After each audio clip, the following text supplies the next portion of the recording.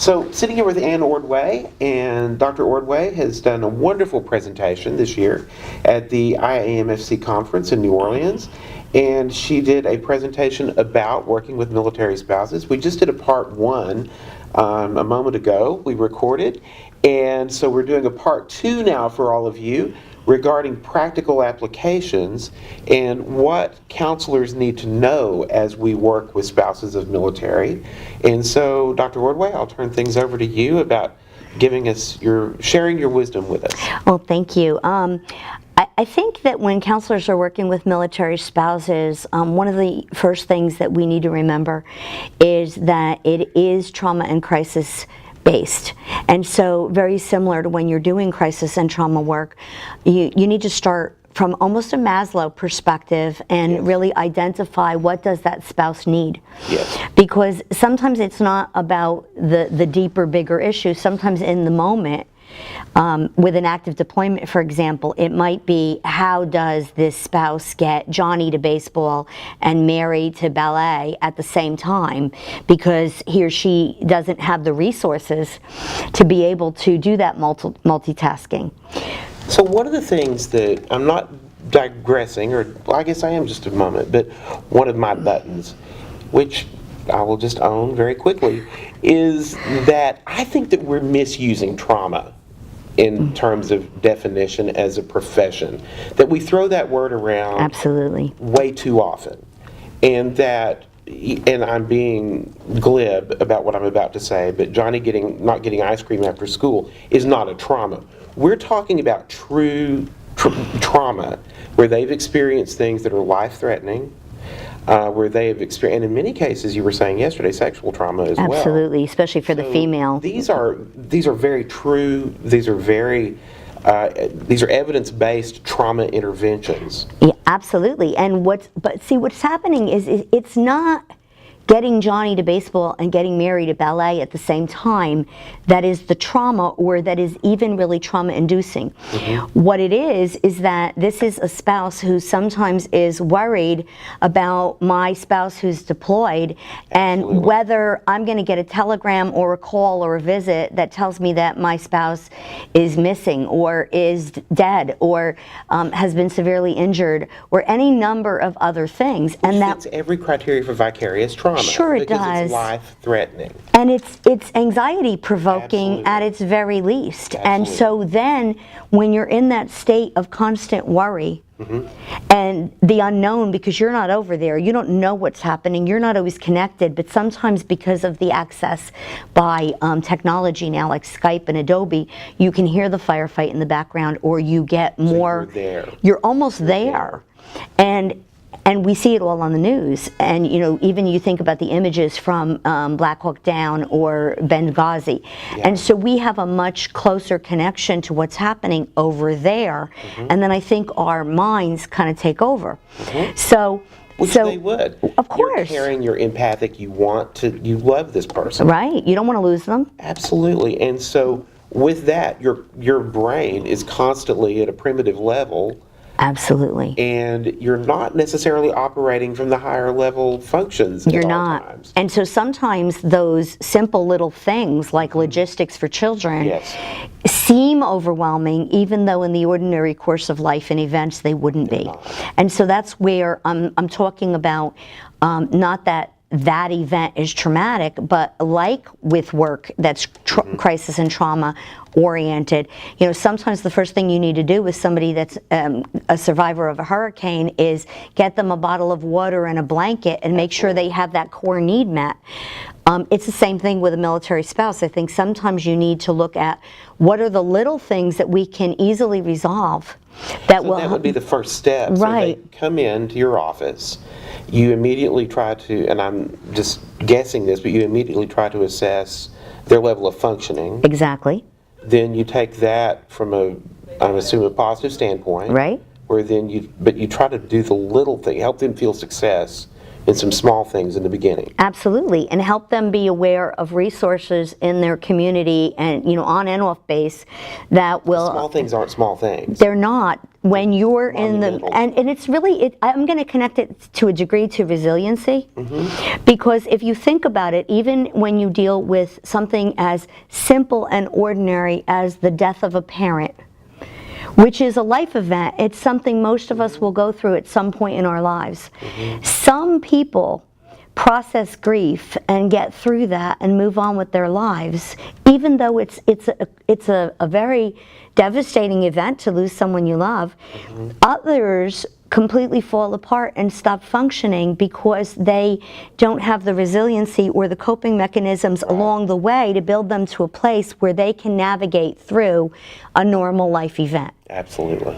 Absolutely. And so I think, like, when you're dealing with, that whole big notion of my spouse isn't home and I'm covering everything, and my spouse could die, there's a whole host of emotions that go through that. Sometimes there's that, and I'm going to say resentment. Sure. I'm doing it all. Guilt. How can I feel resentment for doing it all when this poor person is over there fighting a war and representing our country? That feeling of overwhelm, that feeling of I don't know where to turn, that feeling of other people don't understand what I'm feeling and what goes along with the things that I'm navigating through. So, I think core needs, that Maslow type assessment and helping them navigate and connect up to resources and what kind of help is available and what resources are available. I think that's really important. Processing and validating the many layers of feelings is also very important. Sometimes the military spouse isn't just dealing with the deployment, but sometimes when the spouse returns home, you're talking about somebody who then has to reintegrate in that family and roles get shuffled. So, the spouse goes from being the commander-in-chief of their family and running the show. Now all of a sudden here's this other strong-willed personality coming in and say, well, we're going to do this. Well, excuse me, I just did it myself for like a year while you were gone, and now you're going to tell me the way I'm doing it isn't right and it's a problem, and you're going to start bossing me around and bossing around our children, and that can create a layer. Sometimes that spouse doesn't step up because they're used to the spouse who's the stay-at-home spouse, if you will, doing everything, and so they don't know where they fit in. So then it's like, well, you don't help me. And it creates challenges in the marriage, communication challenges. Where do we fit together? How do I fit into the family? And then you have reactive behaviors that sometimes take the relationship to another level that lead to that other problem that I talked about with military divorce. So shifting gears for just a moment, something else that was, and I won't even say surprising, it was startling to me yesterday in your presentation, was the lack of research in these areas.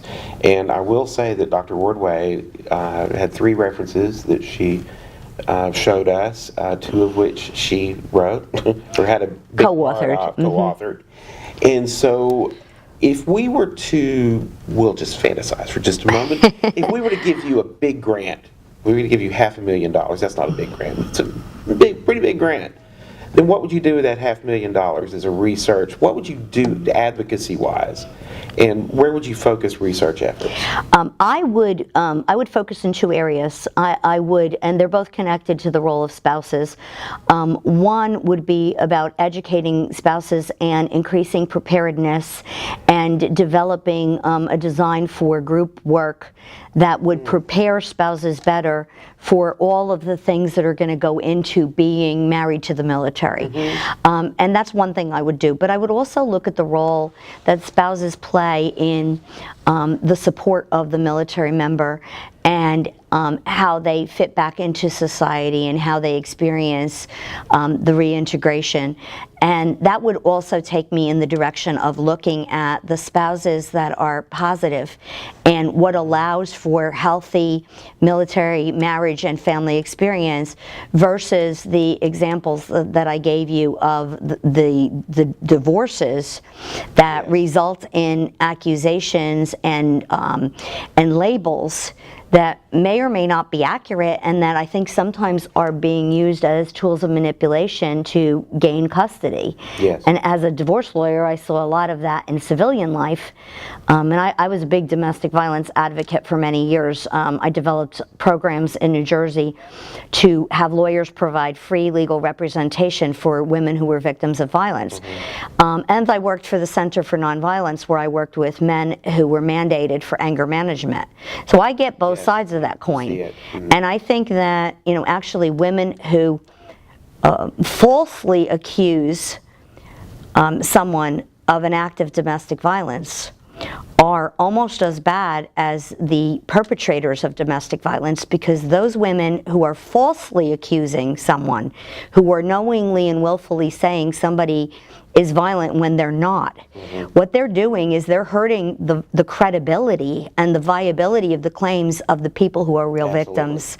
And then it's, you know, it becomes harder for the people who are real victims to get the help and the justice that they need, because we get lost in this cloud. And so I have an interest both in the military population and in the civilian population of looking at that and helping to identify that, so that labels are not misused and are not misapplied and do not become vehicles of aggression instead of ways to thwart aggression. Right. And I want to wind up with you ended our part one discussing or just sharing that you really do feel that it's important to impart hope, that it's important to impart positivity. Absolutely. And I think that that's something that we as counselors always have to be aware of as far as advocacy for the client. You were just mentioning advocacy on several levels, and I think that's another interview that we'll do later. How would you, assuming that someone is coming in with high levels of stress, a military spouse, could you give me 2 or 3 strategies to help? And you were saying this a moment ago, but very specific things to help instill hope. So I think connection to resources and being aware if you're going to work with that population, so the connectedness to the population, to others who are in the same situation. So I think sometimes a group, or groups at different levels, during deployment, after deployment, for support, and a place that they can go and process and vent and, you know, share. Yes. I think that's really helpful.